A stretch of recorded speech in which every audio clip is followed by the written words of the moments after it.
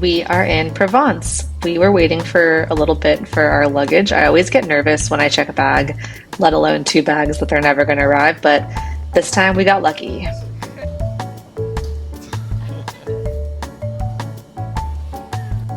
Once all the baggage was accounted for, we headed to the rental car place and picked up our little Peugeot Mini. It kind of looked like the car Edward drove in Twilight, which was fun. And Tyler had to drive because it's a stick shift, and I don't know how to do that. We then had a dance party because it was raining and we needed to keep our spirits up. It was getting a little bleak. It's about a 55-minute to hour and 15-minute drive from the Marseille airport to our hotel, but I think it took a little longer than expected because of the weather, but we made it to Domaine de Fontenille. I've been dreaming of this hotel for probably 2 or 3 years now. We went to one of their sister properties in Osegor for my brother's wedding, and it was so beautiful. Hortenses du Lac. That pronunciation's not great, and it should be better because I studied French, but c'est la vie. I cannot speak highly enough about this property, the staff, the attention to detail, the food. Everything was superb. We stayed in the little garden room. I think that's exactly what it's called if you're looking on the website. I'll double check and link it. But it was so romantic and peaceful. And when it was raining, it was just like so serene. We had such a nice, relaxing time here. I wish every hotel made you feel as special as Domaine de Fontenille made us feel. When we walked in, there was these little madeleines ready for us and a handwritten note and a bottle of their rosé. The details of the room were really quaint and subdued, which was perfect. We didn't want anything too fussy. The hotel grounds are the main attraction anyways. In true Tyler and Courtney fashion, we wasted no time and set out to go to our first boutique winery.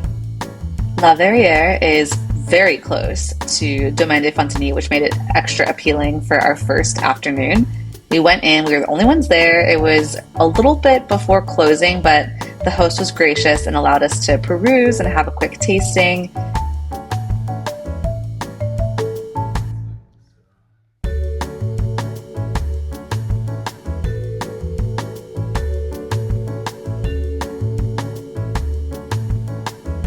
We met Tyler's alter ego, French Tyler. Oui, oui, c'est bon.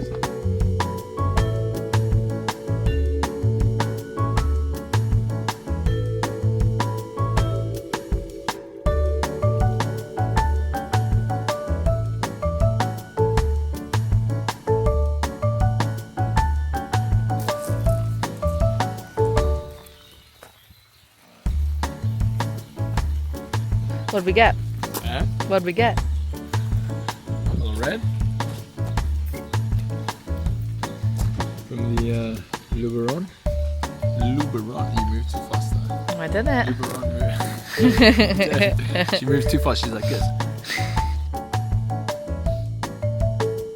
The next morning we awoke to clear skies.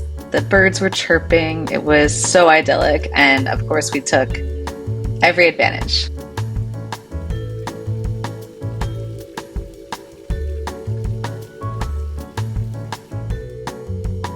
We had a quick morning coffee and sat and enjoyed the garden before setting out on a morning stroll around the grounds.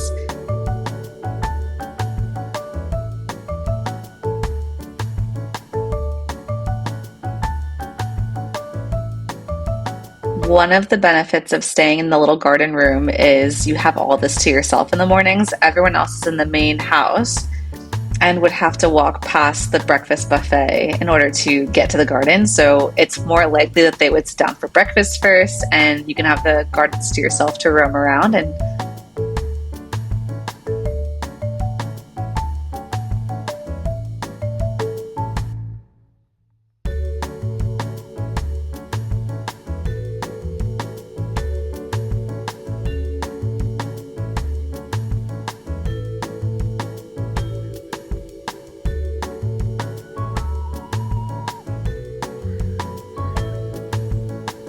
Not too sure why the gimbal doesn't get there so well. yeah. This is the view of the main house where all the rest of the hotel rooms are. And I know I mentioned how great the breakfast was in Paris at Le Grand Pigalle, but this breakfast actually took the cake. We saw so many dogs in Provence that I'm starting this new thing for videos where I put the little eye emoji every time we see a dog, so keep an eye out for those emojis. Now back to the breakfast. As you can see, there's an array of meats, cheese, cake, bread, orange juice, bacon, yogurt, anything you can imagine, it was there. After breakfast, we headed on our way to explore some villages in Provence. First on the list was Gordes. We started here because they have a market on, I think this was a Wednesday. I will fact check that and make sure it's correct in the description.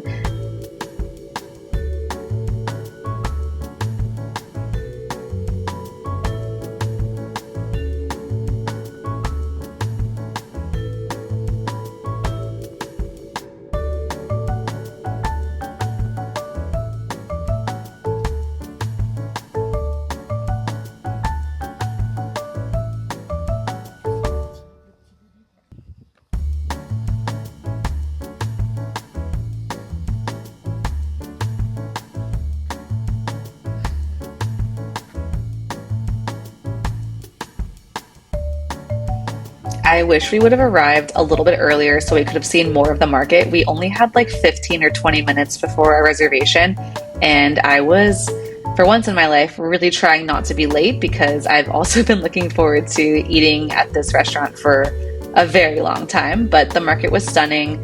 Prices were pretty fair. We did buy some meat and cheese, which you'll see come up later.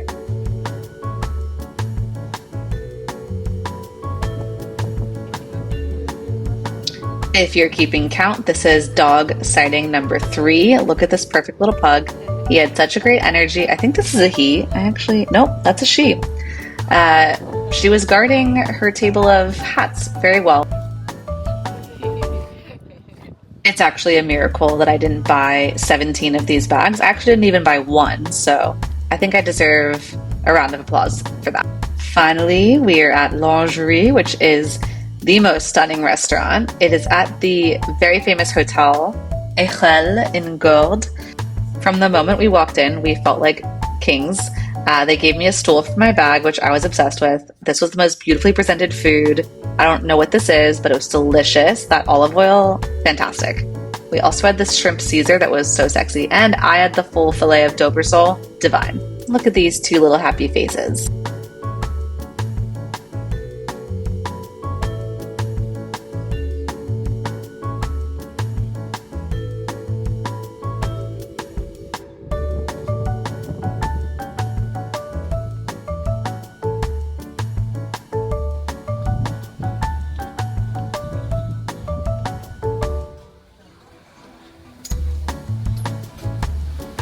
After a languid lunch, we took a stroll and I immediately found a store that I wanted to go into. I struggled a bit with my Zara slingbacks, but we made do. It was all worth it for the incredible view. I mean, look at this. Afterwards, we headed to Menerbes, which is where Peter Mayle, one of my favorite authors, lived for about 25 years. He wrote A Year in Provence, which was also turned into a film. If you remember from the Amsterdam video, I was reading Provence A to Z, which is also one of his books. Here's that meat and cheese I promised. So Tyler's an expert slicer. Look at that gorgeous presentation. After our big lunch in Gordes, we had a girl dinner, which, if you're not familiar with the term, is basically snacks.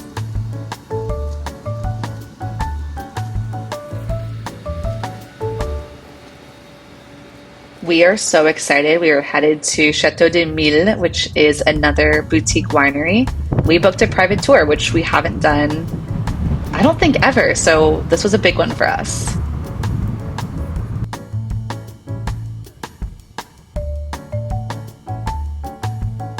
Chateau de Mille covers 116 hectares, 25 of which are dedicated to vines.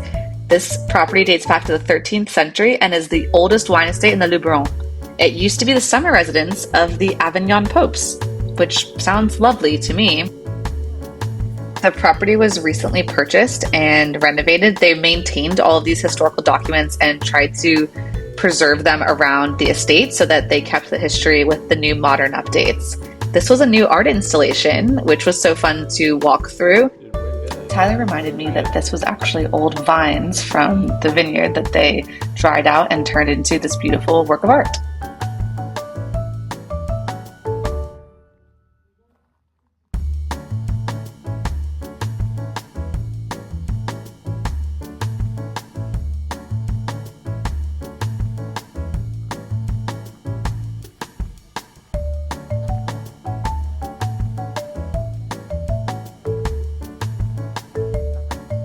You can see here that this is one of the original walls. It was so incredible to behold. It's massive.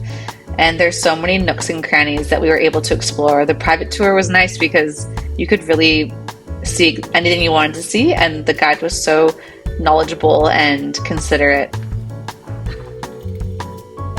It's so quiet. Oh, harder. There we go. Like touching.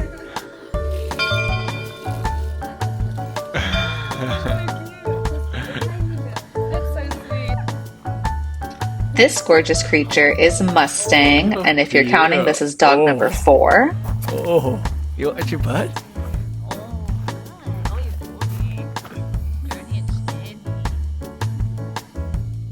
Mustang was a lovely host. He really enjoyed butt scratchies.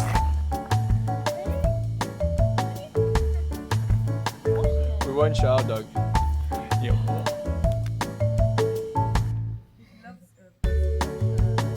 The butt, yeah. Oh, There we go. the butt scratch. The butt scratch. Down the butt scratch. The butt scratch. Oh. Found the unlock switch.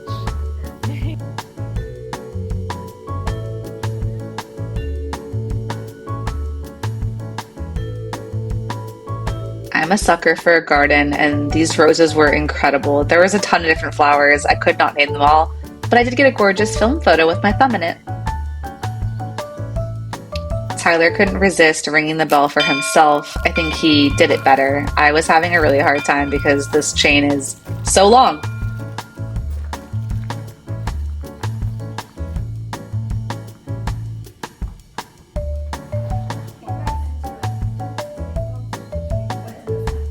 Mustang was a little camera shy, but I finally coaxed him into letting me take his portrait. Look at that!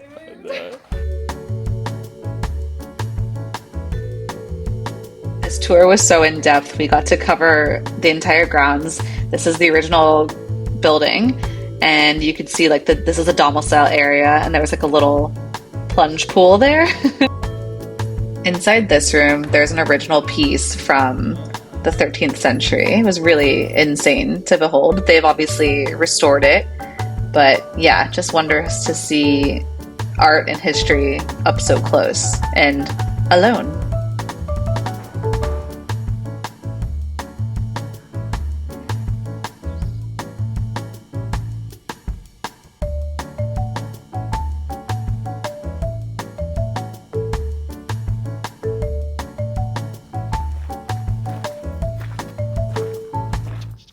You can grab it.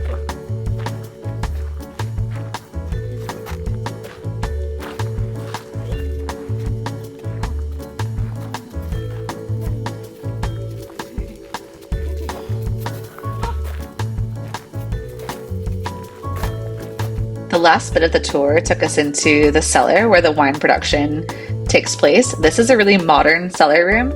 They have a small production, so they're doing things efficiently, and these are newer machines.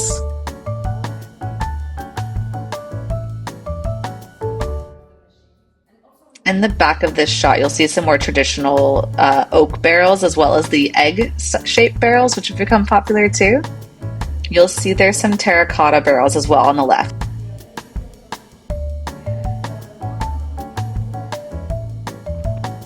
After walking around the room, we did taste a few wines that did not manage to get it on camera.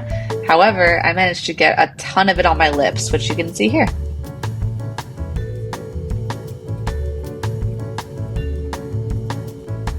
After all that wine and history, we had worked up an appetite, so we headed to Bistro Francis.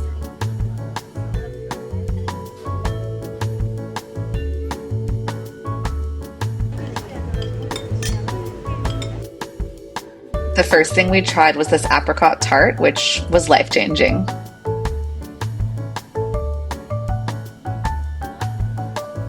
If you're on dog watch with us, this is dog number 5. This was Francis, the owner and proprietor of Bistro Francis.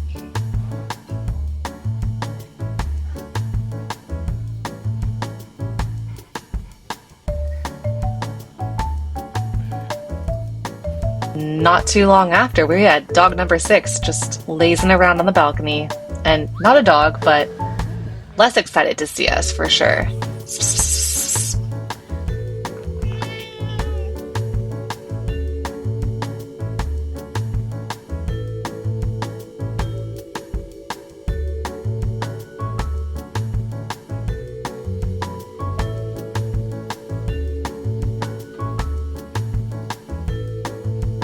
After lunch, we headed back to the hotel to do a quick drop of things and head to the Domaine de Fontenille winery for a little private tour as well.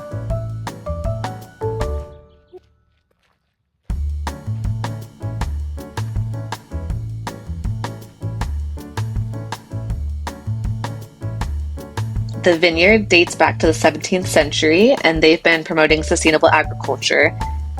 There's 39 hectares of vines here, which is a bit bigger than Chateau de Mille. The hotel offers a couple different experiences, so you can visit the gravity cellar, which is what we're doing here, and you can taste the organic vintages. Another experience they offer, but we didn't get to try, was the picnic basket option, which they give you a bottle of wine and you can take a picnic basket and enjoy it on the grounds. After our tour, we made ourselves a little aperitivo board, and we drank almost half this olive oil, and when I say drank, I mean dipped our bread in it. We went to Lourmarin for our last night, and we saw these beautiful donkeys loving on each other. It was so sweet. And that was it for Provence. Stay tuned for Tuscany, which is up next. Don't forget to like, comment, and subscribe.